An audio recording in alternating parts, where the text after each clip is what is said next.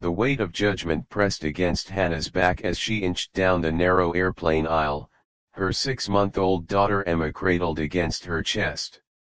Her threadbare diaper bag, held together with safety pins and prayers, threatened to spill with each step. Business travelers glanced up from their laptops, their eyes narrowing with silent dread at the sight of an infant boarding their red-eye flight. Hannah's fingers trembled as she counted the row numbers 20, 21, 22, her heart pounding with the desperation of someone whose entire future balanced on the edge of a knife. Seat 23B awaited her, and beside it, a stranger whose life was about to collide with hers in ways neither could imagine. 5 hours to San Francisco. 5 hours that would unravel everything she thought she knew about sacrifice, second chances, and the mysterious ways that broken hearts find their way back to wholeness. Hannah Matthews adjusted Emma on her hip, the baby's weight a familiar comfort against the strangeness of the crowded airplane. Her worn sneakers squeaked against the industrial carpet as she approached row 23, counting each breath to steady herself. This flight represented 6 months of saving every tip, every extra dollar, skipping meals, walking 3 miles to work in the rain to save bus fare, selling her mother's antique brooch, all for the promise of a new beginning. "Excuse me," she murmured, her voice barely audible above the hum of the cabin. The man in seat 23B looked up from his Wall Street Journal, and Hannah felt the immediate contrast between them like a physical barrier. His tailored charcoal suit probably cost more than her entire wardrobe. His leather messenger bag gleamed with the patina of quality, while her diaper bag, once blue, now a nondescript gray, was held together with safety pins and determination. He stood without a word, his height surprising her as he stepped into the aisle to let her pass. Hannah slid awkwardly into the middle seat, Emma fussing slightly at the movement. "SHH, baby girl," she whispered, pressing her lips to Emma's forehead. "Just a few more hours."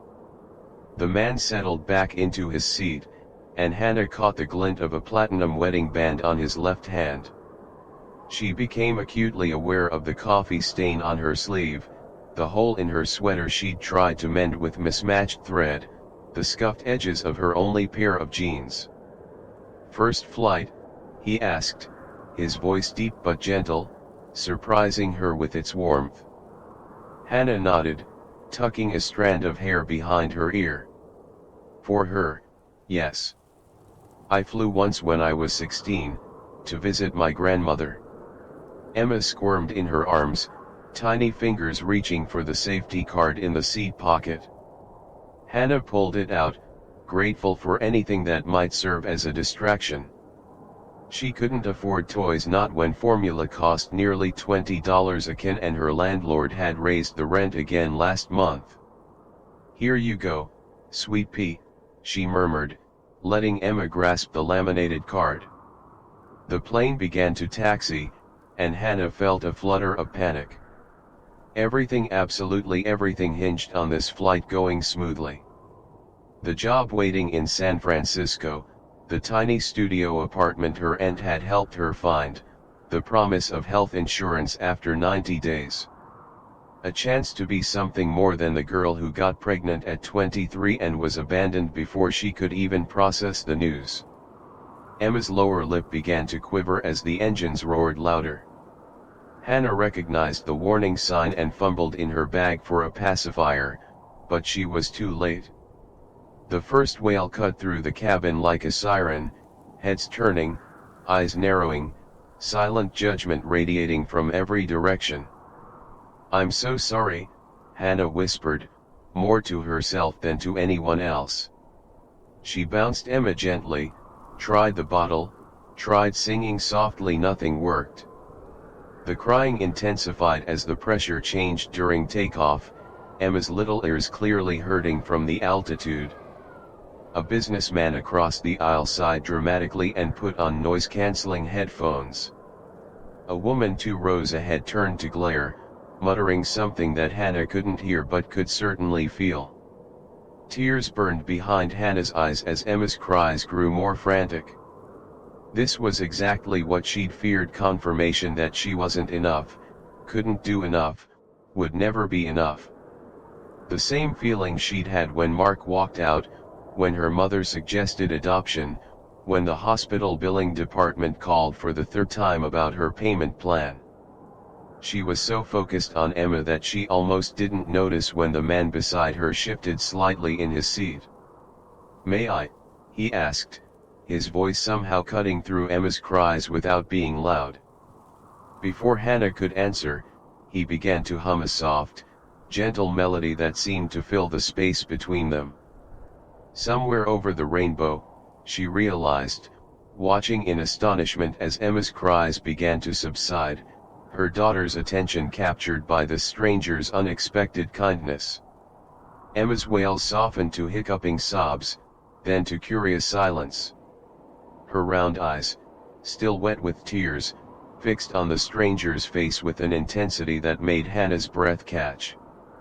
The transformation was so sudden, so complete, that the cabin seemed to hold its collective breath in the unexpected calm. "How did you do that?" Hannah whispered, afraid to break whatever spell had fallen over her usually colicky daughter. The man's lips curved into a smile that didn't quite reach his eyes. Something flickered across his face, a shadow, a memory, a wound, before he carefully composed his features again. "My daughter was the same way," he said quietly, his fingers absently turning the wedding band on his left hand. Something about the melody seemed to calm her, no matter how upset she was. The past tense hung in the air between them, unacknowledged but unmistakable. "I'm James Morrison," he offered, extending his hand. "Hannah Matthews." Her fingers felt small in his grip, call used from double shifts at the diner. "And this is Emma." "Hello, Emma," James said softly, and Hannah noticed how his voice changed when he addressed her daughter, gentler, with a carefully controlled tenderness that seemed to cost him something. Emma reached out with pudgy fingers toward James's silk tie, a splash of muted blue against his crisp white shirt. Hannah quickly intercepted the sticky hand. "Sorry, she's in that grabbing phase. Everything goes straight to the mouth." "I remember it well," James said, and again Hannah caught that flicker of something raw beneath his polished exterior. He checked his watch, a Rolex that probably cost more than her annual salary, and seemed to come to some decision. "Would you like me to hold her for a bit? Give your arms a rest?" Hannah hesitated.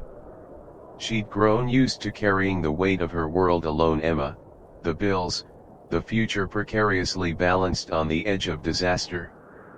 Accepting help felt foreign, dangerous even. "I don't want to impose." "You're not," he assured her. "Sometimes we all need a hand." Before she could overthink it, Hannah carefully transferred Emma to James's waiting arms. The ease with which he cradled her daughter spoke of experience, of countless hours spent with a child in his arms. Emma settled against his chest as if she belonged there, her tiny hand immediately finding his tie and clutching it triumphantly. "She likes you," Hannah said, surprised at the tightness in her throat. "She's usually so wary of strangers." "Kids are good judges of character," James replied, gently disentangling his tie from Emma's grip only to have her capture his finger instead. "My Lily was the same way." There it was again, that past tense. Hannah wanted to ask but held back, sensing the fragility of whatever was happening between them. Instead, she took the moment to roll her shoulders, flex her fingers, small luxuries she rarely had with Emma constantly in her arms. The flight attendant passed with a beverage cart. James ordered a scotch, neat. When Hannah declined anything, he studied her face for a moment. "Could we get 2 waters as well?" he asked the attendant. And maybe some extra pretzels. Hannah started to protest, but the words died in her throat when she saw the gentle understanding in his eyes. He knew. Somehow, he knew she'd been calculating whether she could afford to buy water on the plane or if she should wait until they landed. "Thank you," she said simply, accepting the small kindness for what it was. As the plane leveled at cruising altitude, Hannah felt something shift in the atmosphere between them. It wasn't just the practical relief of having someone help with Emma. It was the strange sensation of being seen, truly seen for the first time in months. Not as a cautionary tale, not as a burden, not as a problem to be solved, but as a person doing her best with what life had given her. "She has your eyes," James observed, looking down at Emma, who was now contentedly chewing on her own fist. "But I'm guessing her father contributed that chin." Hannah's fingers automatically went to the locket around her neck, the only photo she had of Mark, tucked away where Emma might someday want to see it. "Yes," she admitted. "Though that's about all he contributed." James nodded, asking no more but somehow inviting her to continue if she wished. And to her own surprise, Hannah found herself wanting to tell this stranger her story as if the altitude had thinned the barriers she usually kept firmly in place. What she couldn't know was that James Morrison was feeling something he hadn't experienced in 3 years, the dangerous stirring of hope, like a limb coming back to life after being numb for too long. And as Emma drifted to sleep between them, neither realized their chance meeting at 35,000 feet was about to become far more complicated than either could have imagined. The cabin lights dimmed to a soft blue glow as the plane continued its journey westward. Emma slept peacefully in James's arms, her tiny chest rising and falling with each breath, one hand still clutching his index finger.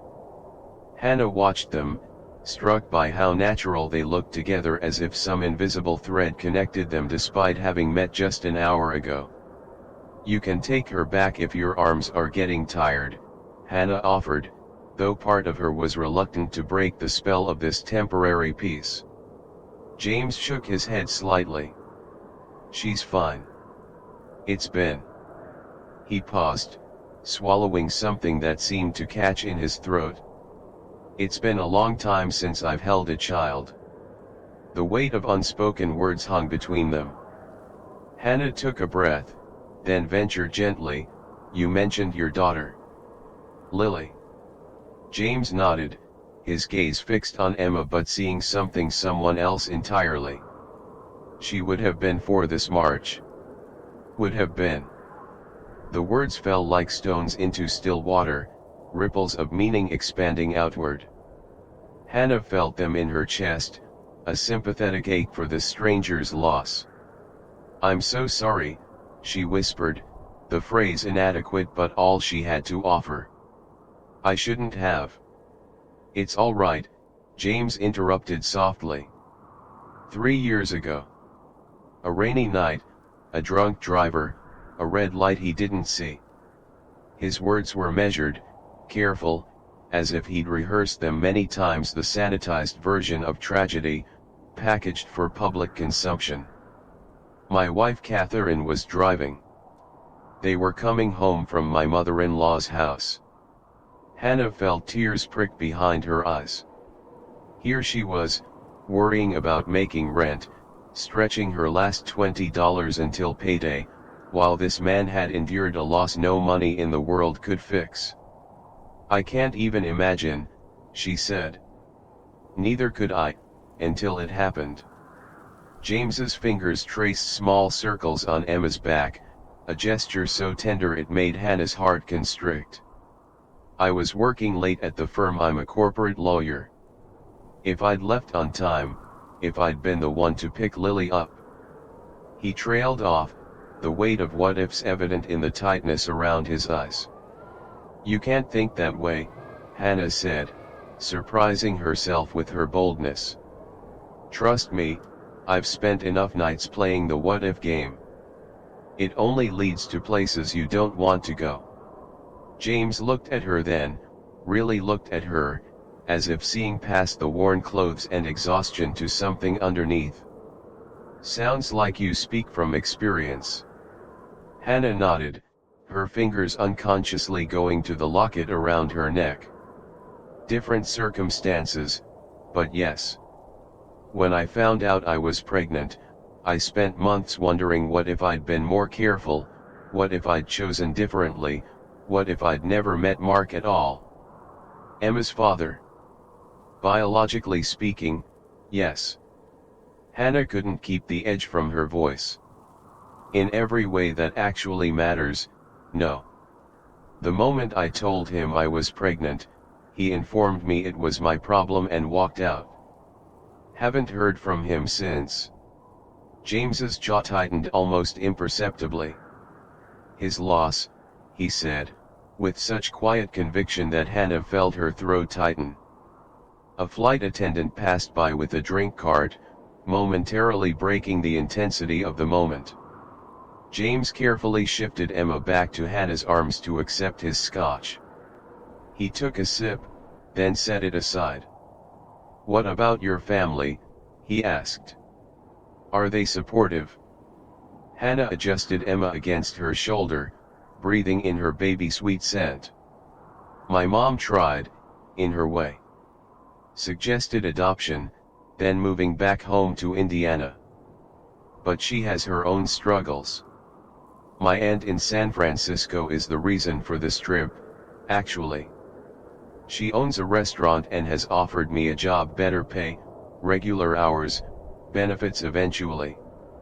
That's why you saved for these tickets," James said, not a question but a recognition.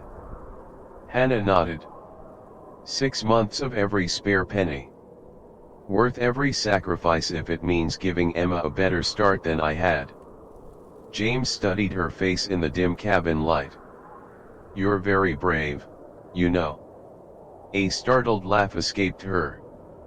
"Brave? I'm terrified most of the time." "That's what makes it bravery," he said simply. "Doing what needs to be done despite the fear." Emma stirred slightly, making those tiny mewling sounds that usually preceded waking.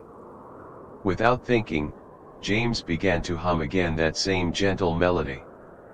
Hannah watched in amazement as her daughter settled immediately back into sleep.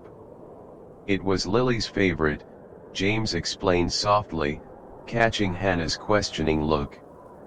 "Catherine sang it every night before bed. After the accident, I couldn't listen to it for months. But now, it's one of the few things that makes me feel close to them." Hannah felt something shift between them, a deepening connection formed in the crucible of shared vulnerability. Two strangers on a plane, each carrying their own burdens, finding unexpected solace in the presence of the other. "What's your aunt's restaurant like?" James asked, steering them toward lighter ground. "Italian cuisine, my grandmother's recipes mostly. I practically grew up in that kitchen, learning to make pasta from scratch." A small smile played at Hannah's lips. "When I got pregnant, everyone told me my life was over. But maybe it's just beginning differently than I planned." James nodded thoughtfully. "Life has a way of surprising us," he said, and Hannah caught the double meaning in his words. Sometimes the hardest endings lead to unexpected beginnings. Neither of them realized how prophetic those words would prove to be, or how inextricably their lives were already entangled by forces beyond their knowledge or control. The plane hit a pocket of turbulence, rattling the overhead bins. Emma stirred against Hannah's chest but didn't wake, lulled by the white noise of the engines and the gentle motion of her mother's breathing. James's scotch sloshed in its plastic cup, amber liquid catching the dim cabin light.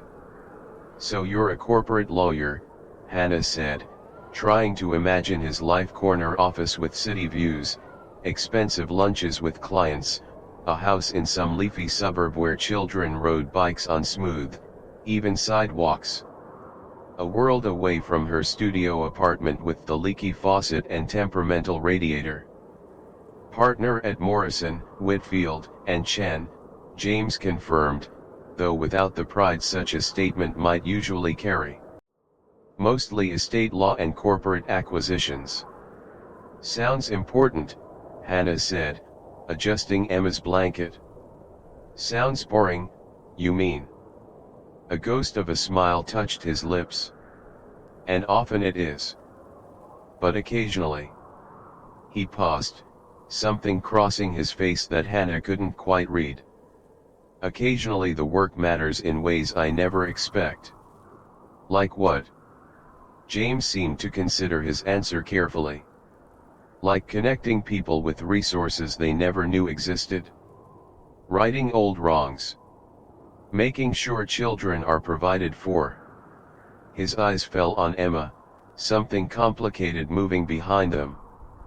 That must be rewarding, Hannah said. It can be.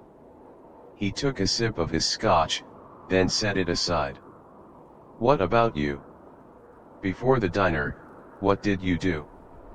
I was in nursing school, actually. 2 semesters away from my RN when I got pregnant. Hannah shrugged, the motion slight so as not to disturb Emma.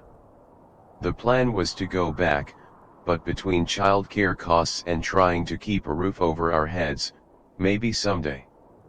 You'd be an excellent nurse, James said with such certainty that Hannah blinked in surprise. You've known me for all of 2 hours. And in those 2 hours I've seen patience, empathy, resilience, and grace under pressure. Seems like a good foundation.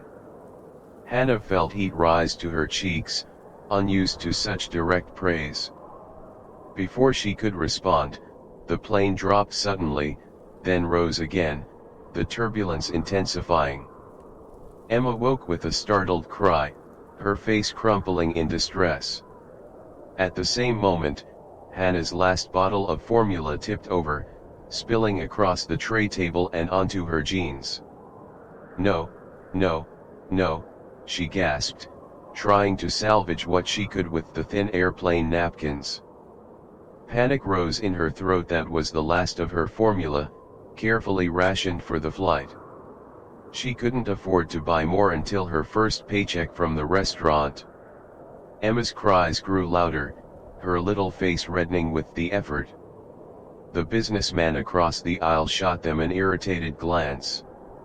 Hannah felt the familiar weight of judgment pressing down, along with the rising tide of her own anxiety. Without a word, James reached over and took her hand, the one not cradling Emma. His grip was warm, steady, anchoring her in the moment. Breathe, he said quietly. Just breathe with me. Hannah found herself matching her breathing to his as the plane continued to buck and sway. Emma's cries softened as Hannah's own panic receded, the baby somehow sensing the change in her mother's body. That's it, James encouraged, still holding her hand. The formula isn't a disaster. We'll figure it out when we land. We. Hannah echoed, the word small and uncertain. James looked momentarily startled, as if he hadn't meant to say it. I just meant there are stores. I could help you find what you need. The plane steadied as they moved beyond the rough air. Hannah became acutely aware that she was still holding James's hand, his wedding ring cool against her fingers. She let go, embarrassed by how much she'd needed that simple human contact. Thank you, she said, focusing on calming Emma. I'm not usually so human, James suggested, with a kindness that made her throat tight. We all need someone to hold onto sometimes. Their eyes met in the dim cabin light, a moment of connection so intense it almost hurt. Hannah saw understanding in his green eyes that made her heart flutter, even as her pragmatic mind reminded her that men like him didn't end up with struggling single mothers. The moment broke when Emma made a grab for James's tie again, giggling now that the turbulence had passed. Hannah gently disentangled her daughter's fingers from the silk. "Sorry," she said. "Everything is a toy at this age." "It's fine," James chuckled, loosening his tie slightly. "Lily once managed to get an entire bowl of spaghetti on my favorite tie." Catherine just laughed and said he stopped abruptly, the memory catching him unawares. Hannah touched his arm lightly. "Tell me," she said softly. "Tell me about them." And so he did. For the next hour, James shared stories of his life before, Lily's first steps, Catherine's terrible cooking but beautiful laugh, their Sunday morning tradition of pancakes and cartoons in bed. Hannah listened, asking questions, laughing at the funny parts, offering silent support during the painful ones. In return, she told him about working through morning sickness at the diner, the kind regular who left her extra tips when her pregnancy began to show, the moment she first held Emma and knew, despite everything, that they would find a way forward together. What neither of them realized was that with each story, each shared confidence, they were building something neither had expected to find at 35,000 feet, a bridge between their separate worlds, a connection that defied the temporary nature of their meeting. And in James's briefcase, carefully tucked away, was a letter that would either strengthen that bridge or burn it to the ground, a letter bearing the name of a man Hannah thought she'd never hear from again, a man whose absence had shaped her life as surely as his presence had once changed it forever. 3 hours into the flight, Emma began to fuss, squirming against Hannah's chest with increasing urgency. "The diaper." Hannah recognized the signs and gathered her changing supplies, mentally counting the remaining diapers and wipes, a habit born of necessity when every purchase required careful calculation. "I'll be right back," she told James, who nodded and shifted to let her pass. In the cramped airplane lavatory, Hannah changed Emma with practiced efficiency, murmuring nonsense words of comfort as her daughter kicked and protested against the cold wipes. "I know, sweet pea, I know. Almost done." She caught her reflection in the small mirror, dark circles under her eyes, hair hastily pulled back, the worn University of Chicago sweatshirt she'd found at a thrift store. She barely recognized herself sometimes, this woman who measured success in clean diapers and uninterrupted sleep, whose dreams had narrowed to the width of a paycheck. And yet, talking with James had awakened something she'd almost forgotten, the feeling of being seen as more than just Emma's mother, more than a struggle personified. For a few hours, she'd been Hannah again, the girl who once had plans, ambitions, a future stretching wide and promising before her. When she returned to her seat, James was staring at a document in his hands, his expression troubled. He quickly tucked it into his briefcase when he noticed her approach, but not before Hannah caught a glimpse of an official-looking letterhead.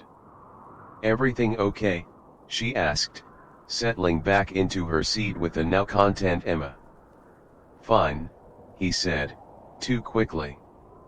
Then, softening, "She seems happier." "Fresh diaper works wonders," Hannah smiled, but she couldn't shake the feeling that something had shifted during her absence. A new tension radiated from James, evident in the set of his shoulders and the careful way he avoided her eyes.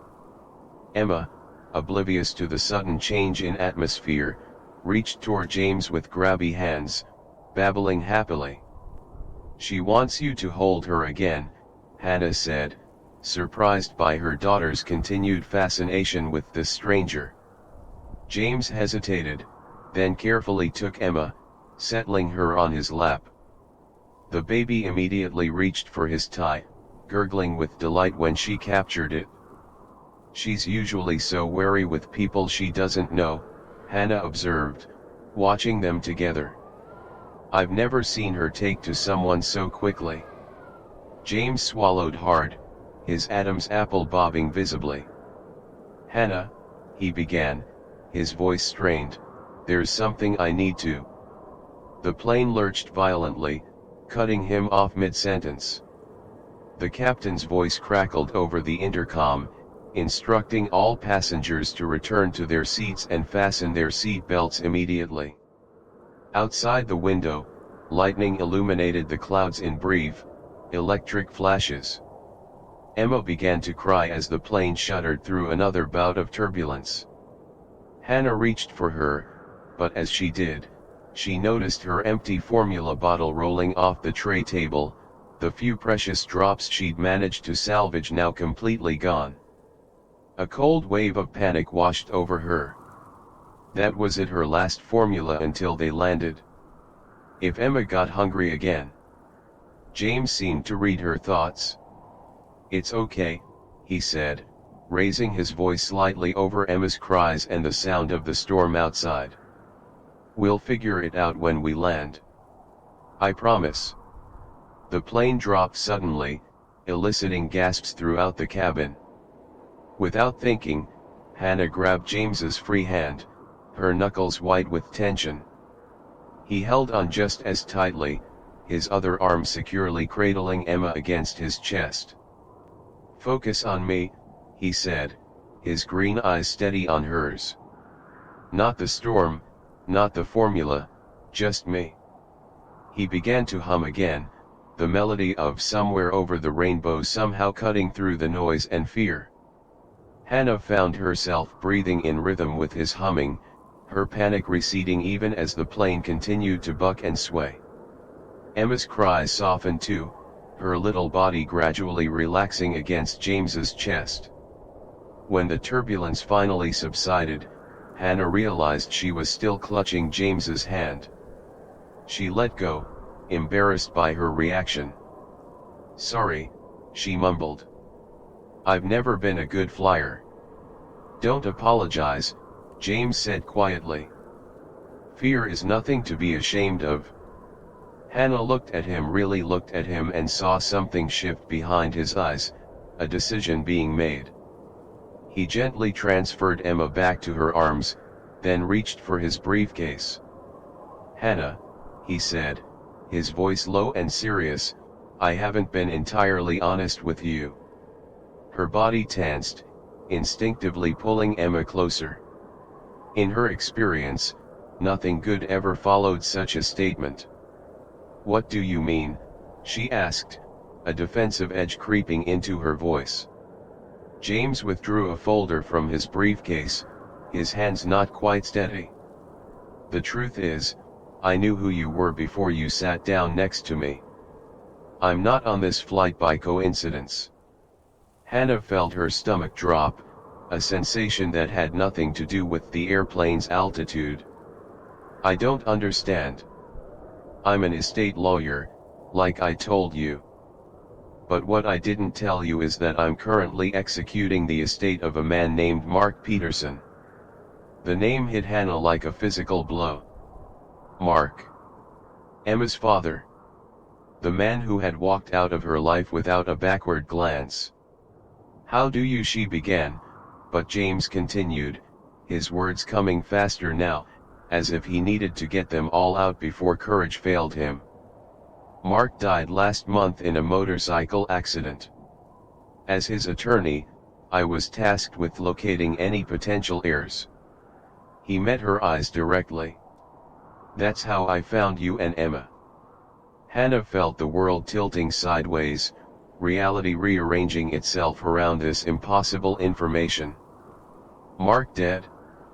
It seemed inconceivable that the man who had abandoned them, whose absence had shaped every aspect of their lives for the past 15 months, simply no longer existed.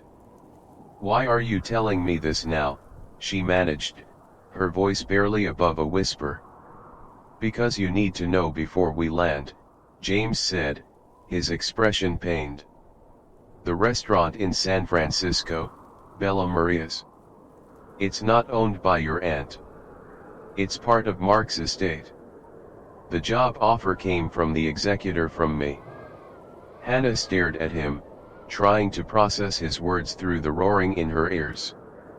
Everything she'd believed about this trip, about her future, about the man sitting next to her, none of it was real. "I don't understand," she said again, though understanding was beginning to dawn, cold and unwelcome. "Why would Mark's estate offer me a job? He wanted nothing to do with us." James hesitated, then handed her the document he'd been looking at earlier. "Because according to his will, everything he owned now belongs to Emma. With you as her guardian until she turns 18. Hannah looked down at the paper in her hands, the legal language swimming before her eyes. But one figure stood out clearly, a number with far more zeros than she had ever seen associated with her name. "This can't be right," she whispered, her voice shaking. "Mark was a bartender when I knew him. He could barely make rent. He came into some money after he left Chicago," James explained gently. "Tech investments, primarily. He was quite successful." A bitter laugh escaped Hannah's throat. "Successful? While I was working double shifts and choosing between electricity and food." She looked up at James, tears blurring her vision. "Was any of it real? Anything you said to me tonight?" The hurt in his eyes seemed genuine, but how could she trust that now? "All of it," he said quietly. "Lily, Catherine, everything I told you about my life, it's all true. What I didn't tell you was my connection to Mark." "Why?" Hannah demanded, her voice rising enough that a nearby passenger glanced their way. "Why the charade? Why not just tell me who you were from the beginning?" James ran a hand through his hair, the gesture making him look suddenly vulnerable. "I was going to. But then Emma started crying, and you shared your story, and I..." He trailed off, looking at her with an intensity that made her breath catch despite her anger. "I felt something I haven't felt since Catherine died. I was afraid if I told you who I was, you'd think I had ulterior motives." The captain's voice interrupted, announcing their initial descent into San Francisco. Outside the window, the storm had cleared, revealing the glittering lights of the city spread out below them like a carpet of stars. Hannah looked down at Emma, blissfully asleep against her chest, unaware that her world had just been turned upside down. Then back at James, whose face reflected a conflict as profound as the one raging inside her. "I don't know what to believe anymore," she said finally, her voice hollow. "But I do know one thing: I can't walk into that restaurant now. Not like this." The plane began its descent, the pressure changing in the cabin as they dropped through layers of cloud toward San Francisco International. Hannah stared at the document in her lap, trying to make sense of the numbers, the legal terminology, the implications of what James had just revealed. Mark was dead. The father Emma would never know, the man whose abandonment had defined Hannah's existence for the past year and a half, gone in an instant of twisted metal and asphalt. And somehow, in death, he had managed to upend her life once more. "Hannah," James said softly, reaching for the document. "I understand if you're angry." "Angry?" Hannah's laugh held no humor. "Angry doesn't begin to cover it." She lowered her voice, conscious of the sleeping baby against her chest. "Do you have any idea what it's been like? Working until my feet bled, choosing between heat and groceries, watching my daughter wear second-hand clothes while her father was, what did you call it, quite successful." James winced at her words, but didn't look away. "I can't imagine," he said simply. "And I'm not defending him. But people make mistakes, Hannah. Sometimes terrible ones they can never fully make right. Is that what you call abandoning your child? A mistake?" The bitterness in her voice tasted like copper pennies. "No," James said, his voice equally low but firm. I call it unforgivable. But according to his personal papers, Mark had been trying to find you for the past 6 months. The private investigators, the job offer through your aunt, it was all his attempt to make amends. Hannah shook her head, unable to reconcile this information with the Mark she had known, the man who had looked at her positive pregnancy test and said, "That sounds like a you problem," before walking out of her life. Why didn't he just come himself, then? Why all the cloak and dagger? James hesitated. His notes suggest he was afraid you wouldn't let him see Emma. That you'd refuse any direct contact after how he left things. He was right about that, Hannah muttered. The plane banked gently, revealing the Bay Bridge illuminated against the night sky. In any other circumstance, Hannah might have found it beautiful. Now it just looked like another world she didn't belong in. What happens now? She asked, the fight suddenly draining out of her. With the inheritance. The word felt foreign on her tongue, impossible to connect to her reality of counting quarters for laundry and watering down formula to make it last longer. That's up to you, James said. As Emma's guardian, you'll control the assets until she turns 18. The restaurant, the investments, the house in Pacific Heights, all of it. House. Hannah echoed faintly. James nodded. 5 bedrooms, view of the bay. Mark bought it last year. Hannah closed her eyes, trying to steady herself against the vertigo of too much information, too many revelations. When she opened them again, James was watching her with an expression she couldn't quite read. Concern, certainly, but something else too. Something that made her heart beat faster despite her anger and confusion. I should hate you right now, she said quietly. For not telling me sooner. For letting me. She trailed off, unwilling to articulate what had been happening between them over the past hours. I know, James acknowledged. And I'll understand if you want nothing more to do with me after we land. But Hannah, he paused, choosing his words carefully. My job was to find you and inform you about the inheritance. That's all. Everything else, telling you about Lily and Catherine, holding your hand during the turbulence, the way I feel when I look at you, none of that was part of my job description. The plane's landing gear deployed with a mechanical whine. Hannah felt the subtle shift in the cabin as they approached the runway, that liminal moment between flight and ground, between one life and another. Emma stirred against her chest, blinking sleepily up at her mother. Her tiny hand reached up, catching hold of Hannah's locket, the one containing the only photo she had of Mark. At the same moment, her other hand grabbed for James's tie again, effectively linking the three of them together in the confines of row 23. The symbolism wasn't lost on Hannah. Here was her past and potentially her future, connected by the child who was her present, her everything. I don't know what to think anymore, she admitted, gently disentangling Emma's fingers from both the locket and the tie. About Mark, about the money, about...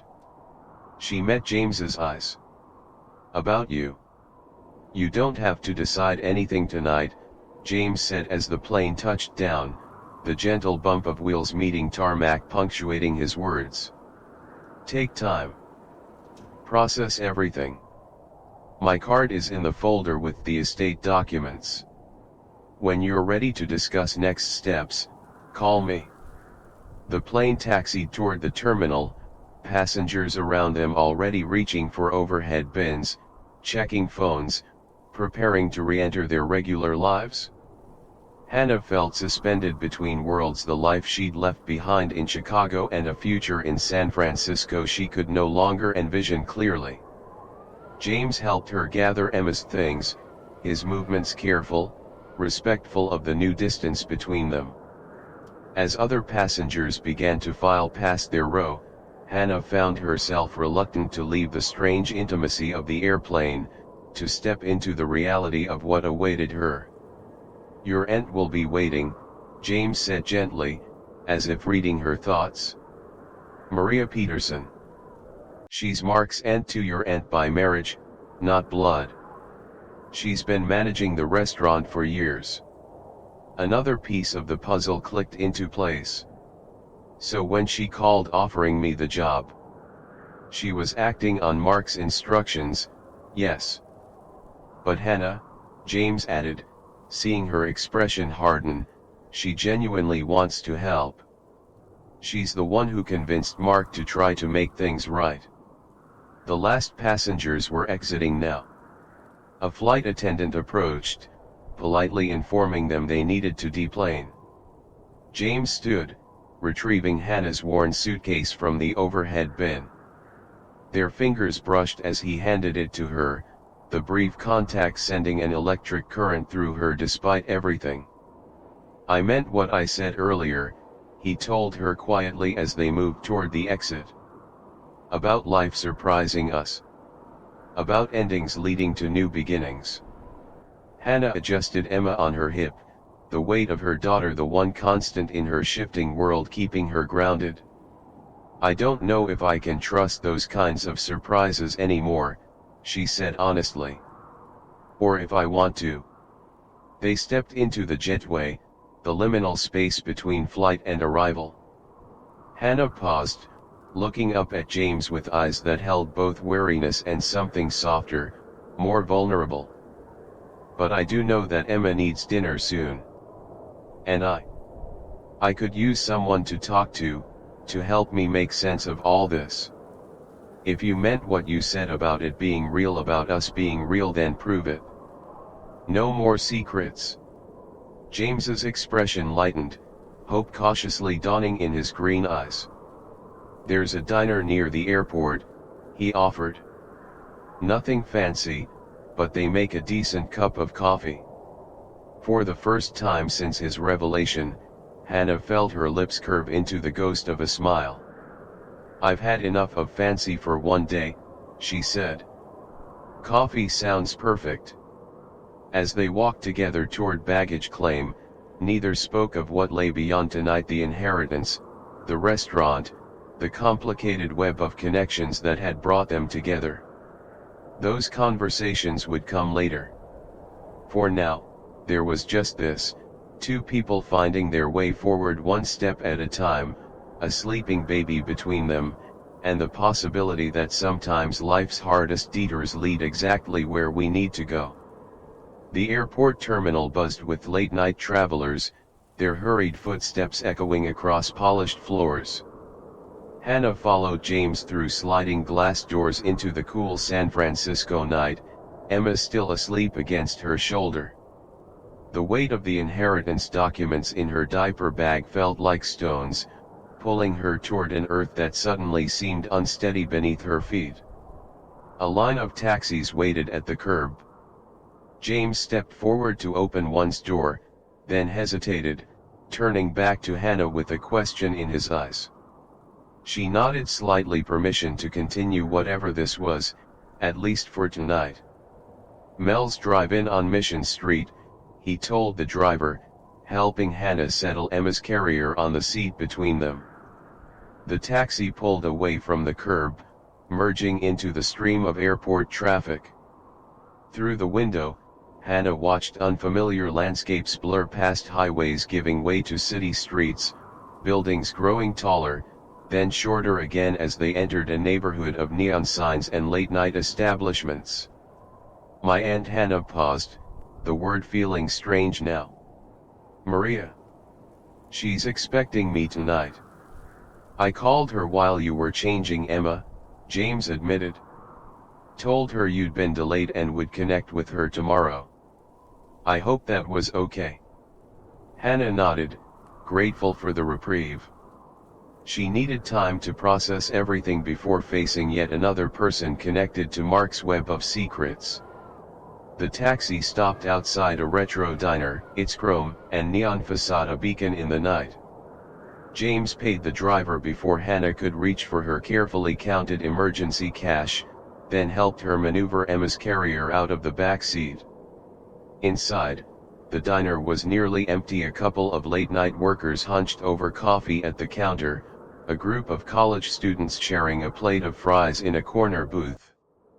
A waitress with faded tattoos and kind eyes led them to a booth by the window, bringing a high chair without being asked. "Coffee," she offered, already pouring 2 cups before they could answer. "Thank you," Hannah said, carefully transferring Emma from her carrier to the high chair. The baby stirred but didn't wake, her rosebud mouth slightly open in sleep. When the waitress left, silence settled between them, not the comfortable quiet they'd shared on the plane, but something heavier, laden with unspoken questions. "Why didn't you tell me sooner?" Hannah finally asked, wrapping her hands around the warm mug.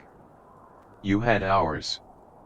James looked down at his own coffee, his reflection fragmented in its dark surface. "I was going to. Several times. But then." "But then what?" He met her eyes directly.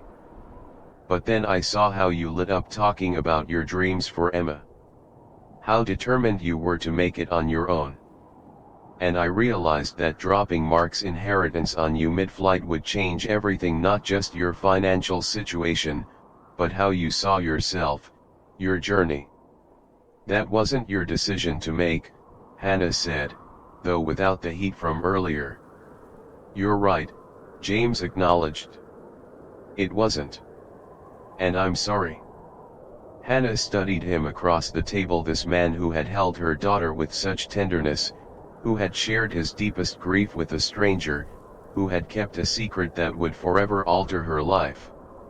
"Tell me about Mark," she said suddenly. "The Mark you knew, not the one I remember." James seemed surprised by the request, but nodded slowly. "I only met him a few times. He became a client about a year ago, after his tech investments took off.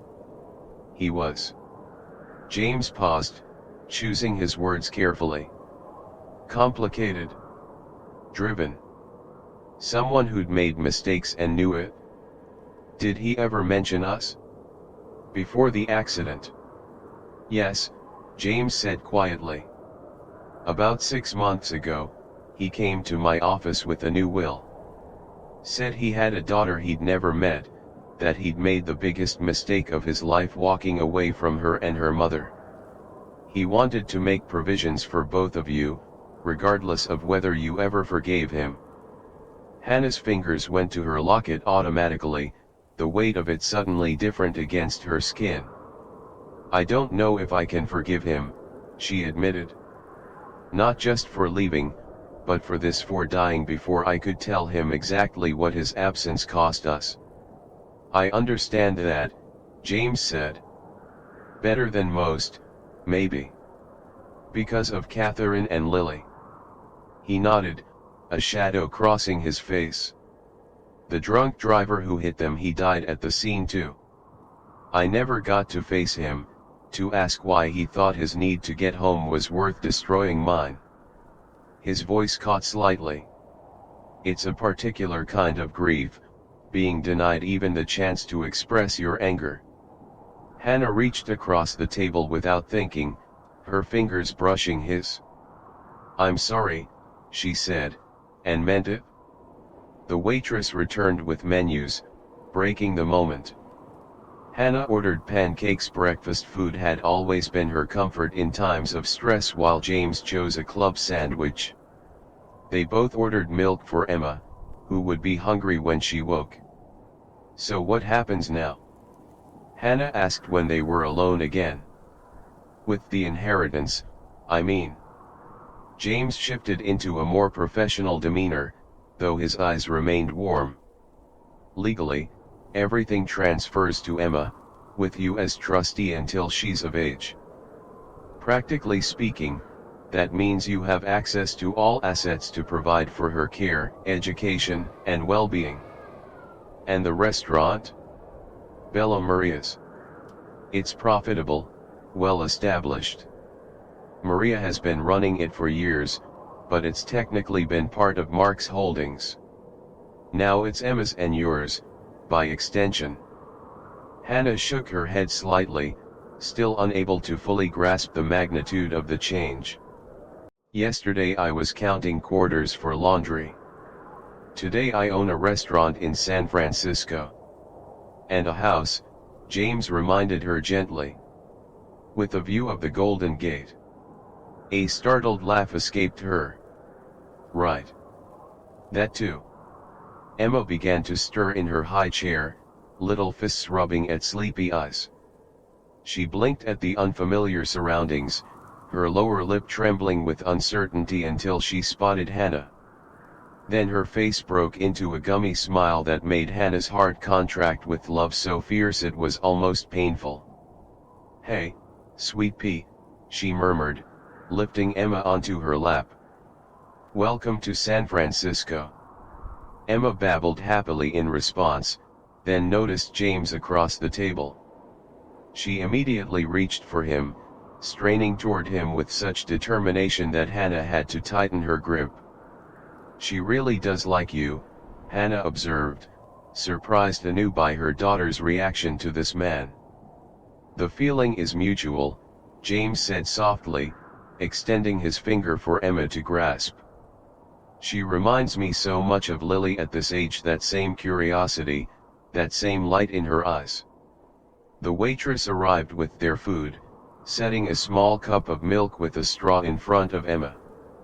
Hannah helped her daughter drink, marveling as always at the perfect curve of her cheek, the sweep of her eyelashes, the absolute miracle of her existence. You know, James said, watching them, regardless of how you feel about Mark, he did one thing right. What's that? He made sure Emma would never want for anything. Education, opportunities, security, she'll have it all. Hannah felt unexpected tears prick behind her eyes. That's all I've ever wanted for her. To not struggle the way I did. I know, James said simply. They ate in companionable silence for a while, the weight of revelation settling around them like snow, transforming the landscape but no longer actively falling. Earlier, on the plane, Hannah said finally, setting down her fork, before the turbulence hit. You were about to tell me something. What was it? James met her gaze steadily. I was going to tell you the truth about Mark, about why I was really on that flight. But there was something else too, wasn't there? A flush of color touched his cheeks. Yes, he admitted. I was also going to tell you that meeting you, talking with you, holding Emma, it made me feel something I thought had died with Catherine. And that terrified me. Hannah felt her heart beat faster. And now? Now I'm still terrified, he said honestly. But for different reasons. I'm afraid you'll walk away once the shock wears off. That you'll see me only as Mark's lawyer, as the bearer of complicated news. And what do you want me to see? Hannah asked, her voice barely above a whisper. Just me, James said simply. A man who lost his way 3 years ago and somehow found it again at 35,000 feet, sitting next to a woman brave enough to start over with nothing but hope and determination. Emma chose that moment to throw her sippy cup to the floor with a clatter, her delighted laugh breaking the tension between them. Hannah bent to retrieve it, using the moment to collect herself, to steady her breathing against the tide of emotions threatening to overwhelm her. When she straightened, James was watching her with an expression that made her feel seen in a way she hadn't been in years, not as a problem to be solved or a charity case to be helped, but as a whole person, complex and valuable. I don't know what happens next, Hannah admitted, wiping Emma's milk-sticky hands with a napkin. Everything I thought I knew about my future changed tonight. Not everything, James countered gently. You're still Emma's mother. Still the woman who saved for 6 months to give her daughter a better life. Still the person who lights up when she talks about making pasta from scratch. Hannah smiled despite herself. True. So maybe we start there, he suggested. With what hasn't changed. And take the rest one day at a time. Outside the diner window, San Francisco continued its nighttime rhythm, cars passing, pedestrians hurrying through pools of streetlight, the fog rolling in from the bay. A city of new beginnings, of second chances, of lives intersecting in ways no one could predict. Hannah looked at Emma, happily mashing pancakes between her fingers, then back at James, whose eyes held a question he was afraid to ask directly. One day at a time, she agreed softly. Starting with tonight. Dawn broke over San Francisco, painting the fog in shades of gold and rose. Hannah stood at the window of the hotel room James had arranged for them last night, nothing ostentatious, but clean and comfortable, with a crib for Emma and a view of the city she was now supposed to call home. Emma was still asleep, her tiny chest rising and falling beneath the hotel blanket. In sleep, her features relaxed into an expression of such perfect peace that Hannah felt her throat tighten with emotion. How quickly life could change. Yesterday morning they had woken in their cramped Chicago apartment, the future a narrow path of careful budgeting and deferred dreams. Today everything was different. The inheritance documents lay on the desk where she'd spent half the night reading them, trying to comprehend the numbers, the legal terminology, the reality that her daughter was now, technically, wealthy beyond anything Hannah had ever imagined. A soft knock at the door pulled her from her thoughts. She padded across the carpet in bare feet, checking the peephole before opening the door. James stood in the hallway, freshly showered and changed into a new suit, though less formal than yesterday's. He held a cardboard tray with 2 coffee cups and a paper bag that smelled of warm pastry. I thought you might need this, he said, offering the tray. Hotel coffee is never strong enough. Hannah accepted it with a small smile, stepping back to let him enter. Emma's still asleep, she said, nodding toward the crib. Jet lag. James set the bag on the small table by the window. How are you?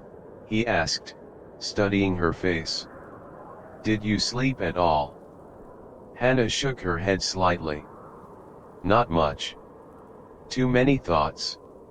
She took a sip of the coffee, rich and perfectly bitter, with just the right amount of cream. How did you know how I take my coffee? I noticed on the plane, James said simply. When the flight attendant brought cream packets, you used exactly 2. The observation touched her in an unexpected way, this evidence that he had been paying attention to the small details of her existence even then. I called Maria this morning, James continued, leaning against the windowsill. She'd like to meet you and Emma for lunch today, if you're up for it. No pressure if you're not ready. Hannah considered this, wrapping her hands around the warm cup. I think I'd like that, actually. To hear about Mark from someone who knew him before everything. James nodded, understanding what she couldn't quite articulate before Mark became the villain in her story, the absent father, the man whose abandonment had shaped her life in ways she was only beginning to understand. And after lunch, he said carefully, I thought you might want to see the house. Just to get a sense of your options. The house. 5 bedrooms, view of the bay, another piece of the inheritance that still felt more like fiction than reality. Our options, Hannah corrected softly, glancing at Emma's sleeping form. Everything's for her future, not mine. It's for both of you, James said.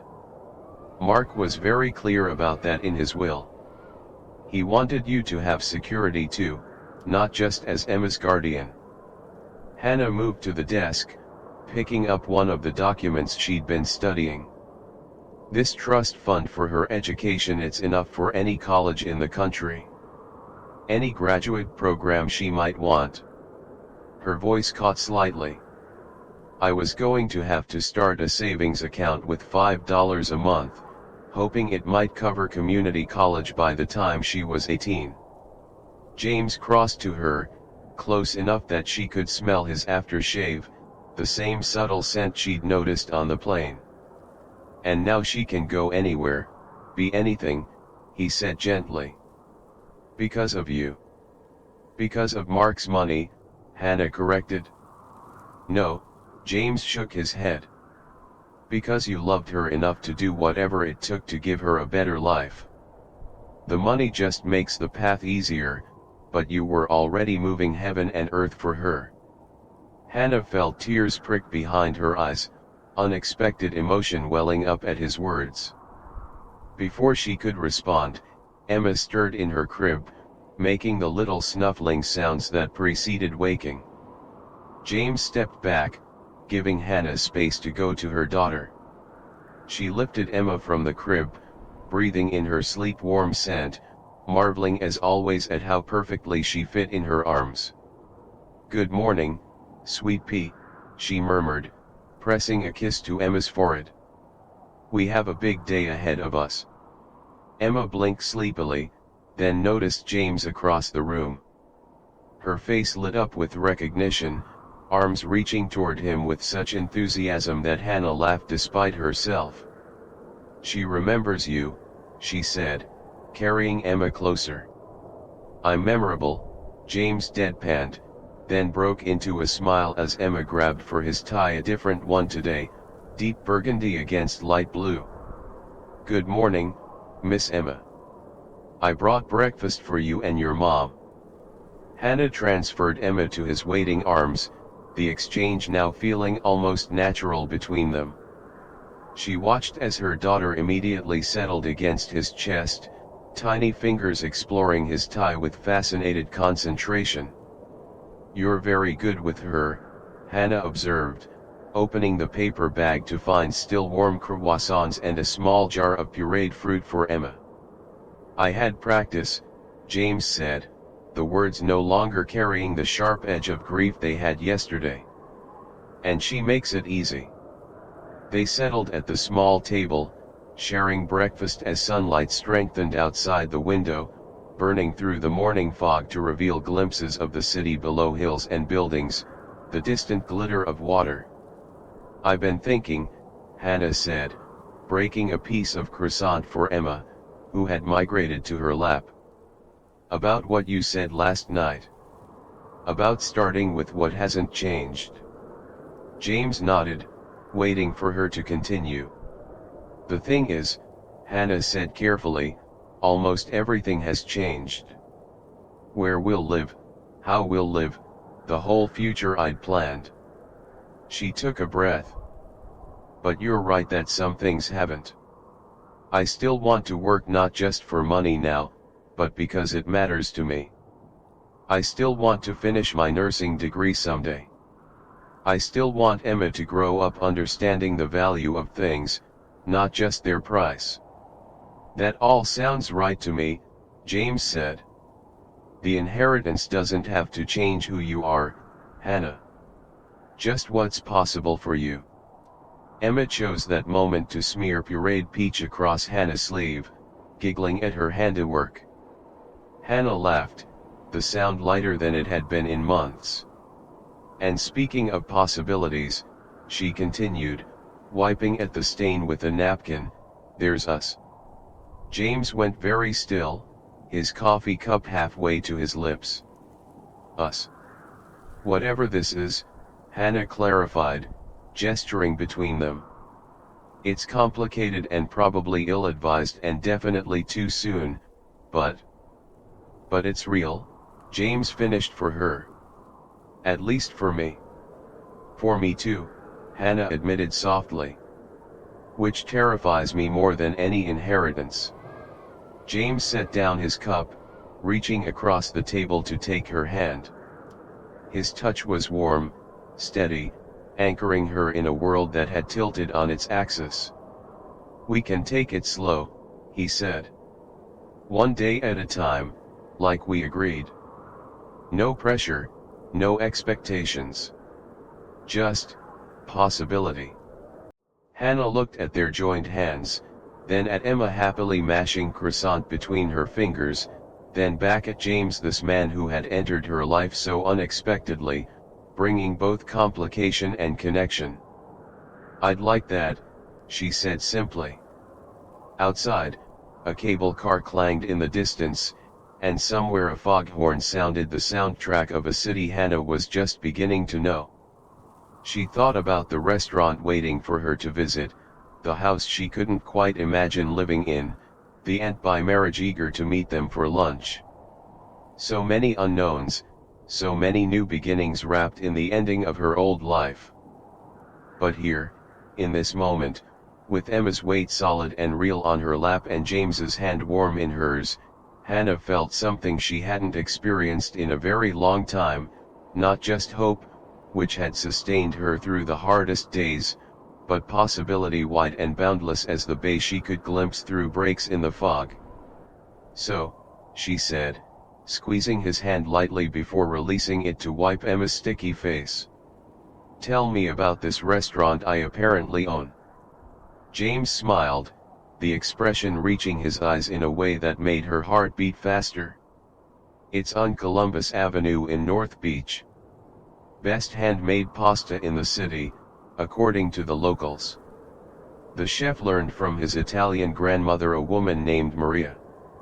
"My aunt," Hannah said, testing the word, finding it less strange than before.